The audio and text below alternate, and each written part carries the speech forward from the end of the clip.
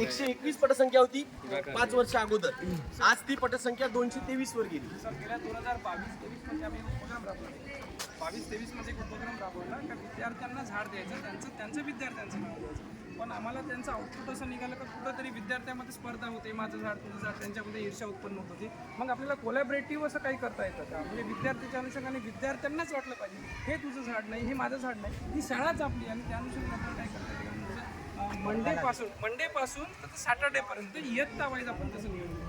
जसं तिथं लिहिलेलं असं मंडे मोटिवेटर्स आणि त्यांचे क्लास नसतात. फक्त सकाळला 10 मिनटं द्यायचे, तुम्हाला दिवसभर द्यायची गरज नाही. ते येणार सकाळच्या मॉर्निंगला 10 दिवस आल्यानंतर त्यांचा वेळ देणार आणि त्या अनुषंगाने ते सगळी तयारी करून घेणार. म्हणजे सगळ्या विद्यार्थ्यांचा समावेश आणि त्यांनाही वाटावं का बाबा ही सगळी शाळा आपली आहे, ही माझं झाड तुझं झाड म्हणण्यापेक्षा सोमवार आहे ना, हां Saturday spark class.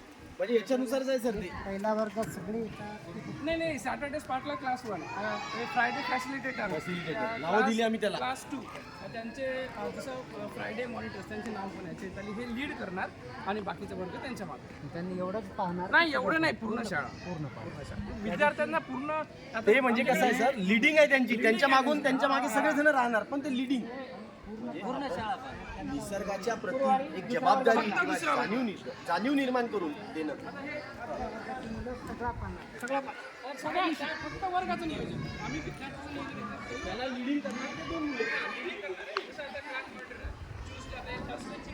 Thursday monitors आहेत. PM म्हणजे थर्सडेला मॉनिटर कोण करणार?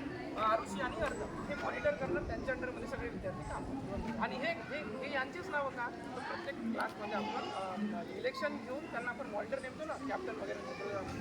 ही संकल्पना राबवतो. सगळी अभिनव संकल्पना आहे. जनरली विद्यार्थी काड्या लिहिणं, पाट्या लिहिणं, नावं लिहिणं आणि ते थोडी आता ती जुनी पद्धत झाली. त्याला काहीतरी ॲडव्हान्स या शब्दाद्वारे ट्यूजडे थर्सडे थिंकर्स आपण म्हटलं किंवा तिथे फ्रायडे फॅसिलिटेटर म्हटलं, म्हणजे त्या मुलांना ते प्रेरणादायक शब्द म्हणजे आपण कोणतं काम करत आहे बा या शाळेमध्ये त्यांना ते झालं पाहिजे.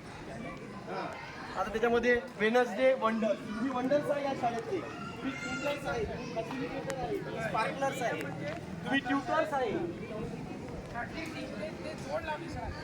तुम्ही ट्यूजडे ट्युटर, तुम्ही ट्युटर आहे, म्हणजे ते TTची जोड लागली. बरं हे लिहिताना आम्ही हा विचार करताना आम्हाला खूप कसं होतं मंडे मोटिवेटर्स म्हणजे ती सुद्धा सांग मोटिवेटर्स. ट्यूजडेला 3 आहे तर मग तिथं ट्युटर्स, वेडनेसडेला वंडर, फ्रायडेला फॅसिलिटेटर, सॅटर्डेला स्पार्क. आणि हे जे शब्द घेताना शिक्षण विभागाशी निगडीत असं केलं पाहिजे की ज्याच्या मुलांना वाटलं पाहिजे की हे आपण स्वतः नाही आपली